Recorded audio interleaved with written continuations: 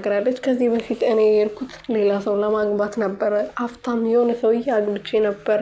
ካናዳ የሚባል የትምህርት እድል ነው ምናምን ብዬ የሄድኩም ውሸት ነው። እኔ አንተ ተስፋ እንድትቆርጥና እንድትረሳኝ ስለፈለኩ ነበር ያንን ነገር አምጥቼ የተናገርኩት እንጂ እኔ ካናዳ የሚባል አገርም አልሄድኩም ብላ ሁሉም ነገር ዝርግፍ አድርጋ ነግረዋለች ማለት ነው። እኔ አላምንሽም። አንቺ የኔና የኔ ብቻ ነሽ። እኔ 4 ዓመት ሙሉ በአንቺ ስሰቃይ የነበረው ተስፋ ሳልቆርጥ ሌላ ሴት ማፍቀር ሳልችል አንቺን የጠበቅኩሽ አንቺን አገኛለሁ ብዬ ነበር። ስለዚህ ይሄን ነገር መቼም አላምነውም። ያንን ባለቤትሽን ደግሞ እደፋልሻለሁ ብሏታል። ባቢ በጣም ተናዶ ነበር። እንግዲህ ኪራ ሲሰክር ደግሞ ታውቃላችሁ በጣም ነው የሚያዝናናው፣ በጣም ነው የሚያምርበት ሲሰክር ማለት ነው።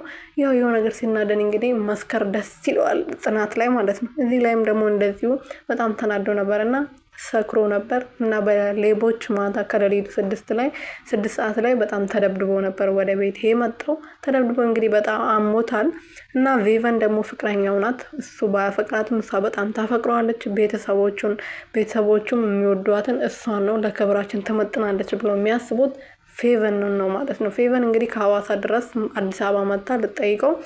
እሱ ግን ምንም ደስ አላለውም ነበር እሷ ስለመጣች። በዛ ላይ ደግሞ የሆቴል ሰራተኛ ነሽ፣ ከኔ ጋር ልትወዳደሪ አትችይም፣ እኔን አስቀምጦ ባቢ መቼም አንቺም ሰው ሊያደርግሽ አይችልም ብላ ነበር ስትናገራት የነበረው።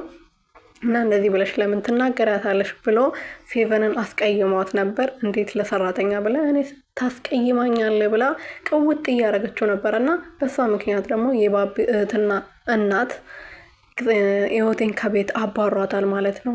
ባቢ ቤት በሌለበት ሰዓት ጠብቆ ቤቱ የሱ ስለሆነ ከቤት ያባራናል ብሎ ስለፈሩ እሱ ወደ ስራ ሲሄድ ኮተትሽን ይዘሽ ከዚህ ቤት ውልቅ ብሎ በይ ስላሏት እሷም ልብሷን ይዛ ከቤት ወጥታለች ማለት ነው። እንግዲህ ባቢ ሲመጣ ምን እንደሚል ደግሞ አብረን የምናይ ይሆናል ማለት ነው የኔ ውድ ቤተሰቦች።